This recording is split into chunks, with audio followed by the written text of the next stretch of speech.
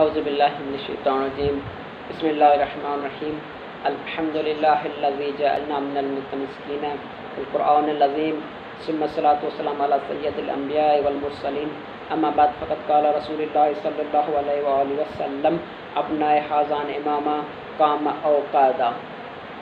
اذان محترم، موضوع سخن ہے صلح امام حسن مجتبی، اسباب اور نتائج۔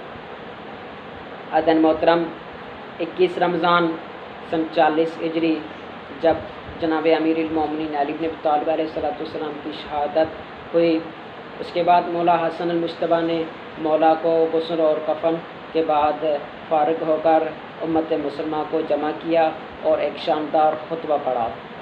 مولا نے خطبے میں اپنے جد بزرگوار اور جناب امیر المومنین علی بن ابی طالب علیہ السلام کے فضائل پڑھے اور اپنے فضائل پڑھنے کے بعد اپنی بیعت کا مطالبہ کیا۔ تو وہاں پر موجود ایک شخص قیس بن سعد نے اٹھا اور مولا کو کہا کہ ہم آپ کی کتاب خدا اور سنت رسول خدا اور دشمنوں کے جہاد کے حوالے سے بیعت کرنا چاہتے ہیں۔ بیعت تمام ہوئی، 40,000 لوگوں نے بیعت کی۔ بیعت کے بعد مولا نے کہا کہ تم میری اطاعت کی خاطر بیعت کر رہے ہو، میں جس سے جنگ کروں تمہیں بھی اس سے جنگ کرنا ہوگی، اور میں جس سے صلح کر لوں تمہیں بھی اس سے صلح کرنا ہوگی۔ امیر شام کو اس چیز کا پتہ چلا کہ عراق کی حکومت پھر اولاد علی کی جانب جا رہی ہے، تو اس نے کوفے پر حملہ کیا اور 60,000 کا لشکر بھیج دیا۔ تو مولا امام حسن المجتبی نے قیس بن سعد کی سربراہی میں 12,000 کا لشکر اس لشکر کے مقابلے کے لیے بھیج دیا۔ حاکم شام نے فطری مکاریوں سے یہ کام لیتے ہوئے حضرت قیس کے لشکر میں یہ بات نشر کر دی تھی کہ حضرت حسن المجتبی نے صلح کر لی ہے اور قیس بلا سبب لڑ رہے ہیں، اور امام حسن المجتبی کے کیمپ میں یہ بات نشر کر دی تھی کہ قیس نے صلح کر لی ہے اور امام حسن بلا سبب لڑنا چاہتے ہیں۔ بہرحال اسی خبر کے بعد لشکر میں مولا امام حسن مجتبی کے لشکر میں ایک پھوٹ پڑ گئی اور شدید اختلاف پیدا ہو گیا تھا۔ حالات ایسے بن چکے تھے کہ مولا امام علی علیہ السلام کی شہادت کے بعد حاکم شام کی ہمتیں اور جرأتیں بڑھنے لگی تھیں۔ اب یہ حالات تھے جو کہ صلح کے اسباب بھی بن رہے ہیں۔ لوگ امام حسن کے جو لشکر کے لوگ تھے وہ مسلسل جنگ کر کے تنگ آ چکے تھے، ان کے پاس مال غنیمت کی امیدیں بالکل ہی ختم ہو چکی تھیں۔ دشمن کی طاقت دن بدن بڑھ رہی تھی اور افراد اور مال کی فراوانی ہو رہی تھی۔ یہ حالات تھے امام حسن مجتبی کے پاس، اور اس کے بعد حاکم کی ذمہ داری ہوتی ہے کہ وہ رعایا کی جان اور مال کی حفاظت کرے، اور اسے اس وقت تک جہاد کا حق نہیں ہے جب تک کہ فتح یقینی نہ ہو جائے اور یا قربانی دین کے مفاد میں نہ ہو جائے۔ وہاں پر فتح کا امکان نہ تھا اور قربانی بھی دین کے مفاد میں نہیں ہو رہی تھی، کیونکہ چند مخلصین شیعہ رہ گئے تھے۔ اگر امام جنگ کرتے تو ان کی بھی جانیں چلی جاتی اور حقیقی اسلام کا نام لینے والا نہ رہتا۔ سب سے بڑی بات یہ تھی کہ حاکم شام نے ان مکاریوں کے باوجود بھی یہ طے کر لیا کہ امام حسن کو ہرانا، شکست دینا یہ ممکن نہیں ہے، اس لیے خواہ صلح کر لی جائے۔ تو اس نے یہ کام کیا کہ ایک سادہ کاغذ امام حسن کے پاس بھیج دیا اور کہا کہ ہم آپ کی شرائطوں پر عمل کرتے ہوئے آپ سے صلح کرنا چاہتے ہیں۔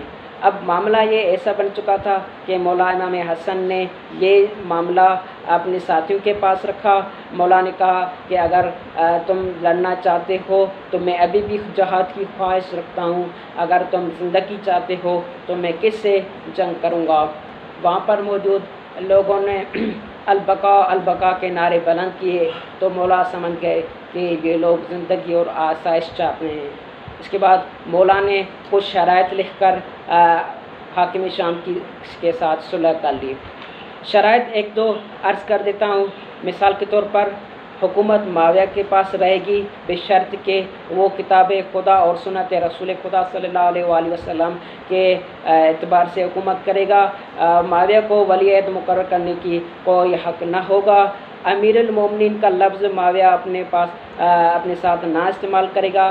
سب و شتم مولا علی علیہ السلام یہ بند کر دیا جائے گا۔ معاویہ 10 لاکھ درہم ادا کرے گا اور احواز کا خراج جو جنگ صفین اور جنگ جمل کے مقتولین کے اولاد کو دیا جائے گا۔ یہ کچھ شرائط مولا نے بیچ دیے۔ اب ان شرائط کے بعد جو صلح ہو گئی، اس کے بعد صلح کے جو نتائج یہ سامنے آئے کہ صلح کے بعد ماحول پرسکون ہو گیا، تو مولا حسن المجتبیٰ نے عقائد اور احکام پر کام شروع کیا، اور ولایت علی علیہ السلام کی اذان میں گواہی دینا بھی یہ اسی کی ایک کڑی تھی کہ ثابت کیا، علی والوں نے یہ ثابت کیا کہ یہ جو حاکم شام نعوذ باللہ کتنے عرصے سے علی علیہ السلام کے جو کہ لعن طعن کا سلسلہ کر رہا تھا، یہ ایک ولی خدا کے خلاف کر رہا تھا، اور جو ولی خدا کے خلاف یہ لعن طعن کرے وہ بہرحال کسی رخ سے بھی مسلمان نہیں ہے۔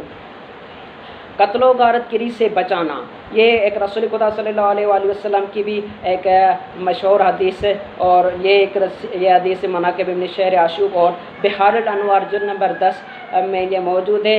رسول خدا صلی اللہ علیہ وآلہ وسلم فرماتے ہیں، امام حسن مجتبیٰ کو مخاطب ہو کر فرماتے ہیں کہ یہ میرا جو ہے کہ بیٹا سردار ہے، اور اسی کے بنا پر اللہ تعالیٰ 2 گروہوں میں جو ہے کہ صلح اور کرائے گا۔ اسی بنا پر مولا نے یہ اقدام اٹھایا کہ یہ معاویہ کے ساتھ صلح کی جائے تاکہ اپنے شیعان حیدر کرار کی جان اور مال کی حفاظت کی جائے۔ بہرحال یہ نتیجہ بحث یہ ہے کہ یہ جو کہ فعل لازم تھا کہ امام حسن نے مجتبیٰ نے ادا کیا، اس کی گواہی رسول خدا صلی اللہ علیہ وآلہ وسلم نے بھی دے دی تھی کہ مولا فرماتے ہیں کہ ابنا حاضان امامہ کامہ اوقادہ، رسول خدا فرماتے ہیں کہ یہ میرے دونوں بیٹے امام ہیں، وہ کھڑے ہوں یا بیٹھے ہوں، اگر حسن بیٹھ جائے یعنی صلح کر لے پھر بھی امام ہے، اگر حسین علیہ السلام قیام کر لے اور جنگ کر لے پھر بھی امام ہے۔ لہٰذا ہم حسن علیہ السلام کے امامت پر شک کرنا یہ ایک دائرہ اسلام سے خارج ہونے کے مترادف ہے۔ والسلام علیکم ورحمۃ اللہ وبرکاتہ۔